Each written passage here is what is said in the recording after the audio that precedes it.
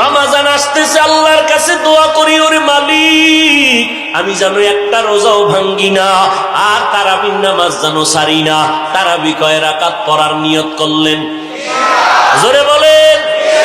কেউ যদি 8 রাকাতের পেছ লাগায় দেয়, সোজা জবাব দিয়ে দিবেন ধন্যবাদ, আমি তারাবি 8 রাকাতই পড়ে নিলাম, বাকি 12 রাকাত আমি নফলের নিয়তে পড়লাম। কারণ রমজানে একটা নফলের দাম ফরজের সমান। হাফেজ সাহেবের একদার পারা কোরআন তেলাওয়াত আমি ছাড়বো না, বাকি 11 মাস এই সময় আমি পাবো না, এই সুযোগ পাবো না। আগামী রমজান বেঁচে থাকবো কিনা জানা নাই, অতএব আমি তারাবির নামাজ যদি 8-এর মধ্যে আমারে আটকায় দাও, আমি বাকি 12 রাকাত নফলের নিয়তে পড়ে নিব। তারপরে আমি কোরআন তেলাওয়াতের মজা থেকে বঞ্চিত হব না। 3 নাম্বার আমল, তাহাজ্জুদের নামাজ কমপক্ষে 2 রাকাত। আল্লাহর কাছে তৌফিক চাইয়েন, আল্লাহ তৌফিক না দিলে পারবেন না। ও আল্লাহ, রমজানের মাস সাহারি খাওয়ার টাইমে 2 রাকাত তাহাজ্জুদ পড়ার তৌফিক আমাদের দান করেন। এরপরে আরেক আমল, ইফতারি সামনে নিয়ে দোয়া করা। ইফতারির আধা ঘন্টা আগে সব আয়োজন করিয়া কোনো আওয়াজ যেন না থাকে, সবাই তসবিহ নিবেন, তেলাওয়াত করবেন, বসে বসে তসবিহ পড়বেন, একটা কোনো আওয়াজ দিবেন না। কারণ আমার আল্লাহ ফেরেশতাদের কয়, দেখ আমার বান্দার পেটে এত ক্ষুধা, সামনে খানা রেডি আর বড় খায় না। আমার বান্দার পিপাসার্থ, সামনে পানি পান করে না, কেন জানো? ফেরেশতারা বলে, জানি না রে মালিক। আল্লাহ কয়, আমার বান্দা আমাকে ভয় করার কারণে খানা সামনে খায় না। কারণ আমি মাওলা ওই খানা এখন হারাম করেছি, কারণ রোজাদার, রোজার কারণে আমি মাওলার মোহাব্বতে রোজা রাখছি, খানা সামনে ক্ষুধা আছে খায় না, তাকওয়ার কারণে। ও ফেরেশতারা সাক্ষী থাক, আমি আল্লাহ এদের সব গুনাহগুলো মাফ করে দিলাম। ইফতারির সময় বাজার মিলাইবেন, বাজার কোনো চিল্লা চিল্লি যেন না হয়। ইফতারির সময় দোয়া করতে থাকবেন ইনফেরাদি ভাবে আল্লাহর দরবারে। রমজানে আর একটা বড় আমল হলো আল্লাহর কোরআন শরীফের তেলাওয়াত, বেশি বেশি তেলাওয়াত। কমপক্ষে 1 খতম দিবেন। আলিফ আলহামদু থেকে পড়তে পড়তে অন্নাসের সিন পর্যন্ত যাবেন, কমপক্ষে 1 খতম। যারা বলেন পারি না, রমজানের 1 তারিখ সাহারি খাইয়া ফজর করিয়া 1 ঘন্টা টাইম দিবেন। যদি বলেন ঘুমাবো, তারাবির পরে ঘুমের আগে 1 ঘন্টা টাইম দিবেন। ইমাম সাহেব বা মুয়াজ্জিনের দিয়া বলবেন কোরআন পড়াও। আল্লাহর কসম, আরবি ভাষার মতো সহজ ভাষা জমিনে আর একটাও নাই। 25শে রমজান পর্যন্ত যদি দৈনিক 1 ঘন্টা সময় দেন, ইনশাআল্লাহ আল্লাহর কোরআনটা পড়ার মতো যোগ্যতা আপনার তৈরি হয়ে যাবে। যারা পারেন না চেষ্টা করবেন, সাহারি খাইয়া ফজর পরে 1 ঘন্টা, না হয় তারাবি পরে ঘুমের আগে 1 ঘন্টা, 25শে রমজানের মধ্যে ইনশাআল্লাহ আপনি কোরআন পড়ার যোগ্য হয়ে যাবেন। রাজি আছেন? কি রাজি আছেন? খবরদার, আল্লাহর কোরআন তেলাওয়াত, কোরআন তেলাওয়াত ভুলবেন না। না পারলে চেষ্টা করবেন শিখার। যুবক ভাইদেরকেও বলবো, আল্লাহর কাছে তৌফিক চাইবেন। ও আল্লাহ, আমি পারি না, তুমি তৌফিক দাও। আমার মতো যুবক রাস্তায় গাড়ি চালায়, ড্রাইভারি করে, ব্যবসা করে, চাকরি করিও যদি পারে, আমি কেন পারবো না রে আল্লাহ? দুনিয়ার সবই পারলাম, কোরআনটা কেন শিখতে পারলাম না? রমজানে 25টা দিন সময় দেন, 1 ঘন্টা করিয়া কোরআনটা যেদিন পড়তে শিখবেন কত মজা লাগবে। এরপরে রমজানের পরে আবার একটু সময় দিবেন, 1 ঘন্টা করিয়া ফাঁকে ফাঁকে ইমাম সাহেবের।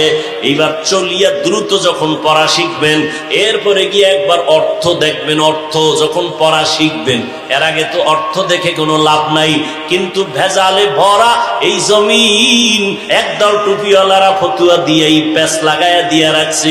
কোরআনের অর্থ যদি না জানো পড়ে লাভ নাই। কোরআনের অর্থ না জেনে পড়ে, তো একজনে চিন্তা করে কোরআন পড়তে এত কষ্ট, আবার যদি কয় অর্থ না যাই না পড়লে লাভ নাই, তো কোরআন পড়ার দরকারটা কি? এইরকম এক ভেজাল লাগাইয়া রাখছে আমাদের কিছু জাতিবাহীরা। আছে না নাই? খুব সাবধান। আল্লাহর কোরআন দেখবেন শুধু তাকাইয়া, তাতেও সওয়াব। অর্থ আরো 100 বছর পরের কথা, অর্থ আরো পরের কথা। শুধু কোরআনটা খুলিয়া তাকায়া থাকবেন, কিচ্ছু পড়বেন না, শুধু দেখবেন, এত সওয়াব। অতএব আজে বাজে ফতুয়ায় কান কম দিবেন। আল্লাহর কোরআন বুকে লাগান, কলিজা ঠান্ডা হয়ে যাবে। কোরআনটা খুলেন, আমি কসম খেয়ে বলে গেলাম, যারা শুধু কোরআন দেখবে তাকাইয়া ডেইলি, ওদের চোখের পাওয়ার নষ্ট হবে না। লিখে রাখো, রমাজান এই সুযোগ নিবেন না। আর কবে নিবেন? রমাজানে নফল ছেড়ে দিবেন। কে বুদ্ধি দিয়েছে আপনাকে? নফলের দাম কত রমাজানে? আপনাকে কে বলেছে আপনি সুন্নত পড়বেন না, নফল পড়বেন না? এই কে আপনাকে এই ধোকায় ফেলে দিল? একটা রমাজান কত দামি মাস, কত দামি সওয়াবের মাস। আপনি এই মাসে আপনি আমল থেকে দূরে যাবেন, এটা তো প্রশ্নই হয় না, এটা তো মেনেই নেওয়া যায় না। যে যাই বলুক, আমল থেকে দূরে সরা যাবে। আমার নবী যদি এত আমল করতে পারেন, আবু বকর যদি আমল করতে পারেন, এত আমল, জান্নাতের টিকিট পাইয়াও শুধু কান্না কান্না, হাসরে আমার কি উপায় হবে? যুবক ভাইদেরকে বলবো, মা বাবার দোয়া ছাড়া আগানো যাবে না, সফলতা অর্জন করা যাবে না।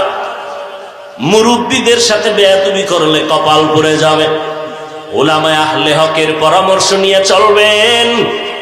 লেখাপড়ার ফাঁকে 5 বেলার নামাজ পড়বেন। জবান দিয়া মিথ্যা বলবেন না। নবীর তরিকা মতে জীবনটা চালানোর চেষ্টা করবেন। মনেরে বুঝাবেন, কয়দিন আর দুনিয়াতে বাঁচবো, আমার মতো যুবক যদি লেখাপড়া করে নামাজ পড়ে আমি কেন পারবো না? আল্লাহর কাছে এখনো সময় আছে, তওবা করেন। এই মজলিসের মধ্যে যদি একজনের আমিন আল্লাহ কবুল করেন, এর বরকতে আল্লাহ সবার আমিন কবুল করে নিবেন। আমরা আল্লাহর কাছে দোয়া করি, ও আল্লাহ আমাদের কবুল করে নেন, তওবাওয়ালা জীবন দান করেন, পেছনে যত অপরাধ করেছি মাফ করে দেন। আল্লাহ বলেন, যদি বান্দা তওবার মতো তওবা করে নাও, আমি তোমার জীবনের সমস্ত গুনাহগুলো মাফ করে দিব। ও ভাইজানেরা, যতই বাহাদুরি করি না কেন, আজকে আমি আমার যতই বাহাদুরি নিয়ে চলি না কেন, মরিয়া যাওয়ার পরে 3টা সাদা কাপড়ের প্যাকেট বানাইয়া নারী পুরুষের কবরে নিয়ে যাবে। ওই অন্ধকার কবরে আপন বলিয়া কেউ একদিন খবর নিতেও যাবে না। ওই কবরে 3টা প্রশ্ন করা হবে। আপনি কোন দলের লোক, কয় টাকার মালিক, জিজ্ঞাসাও করা হবে না। আমাকেও যেই প্রশ্ন, আপনাকেও সে একই প্রশ্ন করা হবে।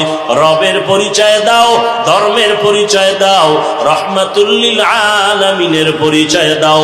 আপনি যেই ধর্মের লোক হন না কেন, যেই দলের লোক হন না কেন, প্রশ্ন সবার বেলায় 3টা। ধর্মের পরিচয় দাও, রবের পরিচয় দাও, রহমাতুল লিল আলামিনের পরিচয় দাও। যারা আল্লাহর গোলামি করবে, ইসলাম মানবে, নবীর তরিকা মেনে চলবে, তারাই জবাব দিতে পারবে। যারা মানবে না, তারা জবাব দিতে পারবে না। অতএব আল্লাহর কাছে পেছনের গুনাহ থেকে তওবা করেন, আর আল্লাহকে তৌফিক কামনা করেন, আর বলেন, আল্লাহ জীবনে কত অন্যায় করেছি, কেউ আমার অন্যায়ের খবর জানে না রে আল্লাহ। আয় আল্লাহ, জীবনে বহু অপরাধ করে আজ তোমার দরবারে আসছি। জীবনে আর গুনাহ করব না, রোজা ভাঙবো না, নামাজ ছাড়বো না, বেপরদায় চলবো না, মা বাবার সাথে বেয়াদবি করব না, মুরব্বীদের সাথে বেয়াদবি করব না, উলামায়ে কেরামের পরামর্শ নিয়ে চলবো। তওবা করার মতো যদি অন্তরে নিয়ত হয়, মুনাফিকি দুর্বলতা যদি না থাকে, আল্লাহর নবীর সুন্নাত অনুযায়ী চলবো।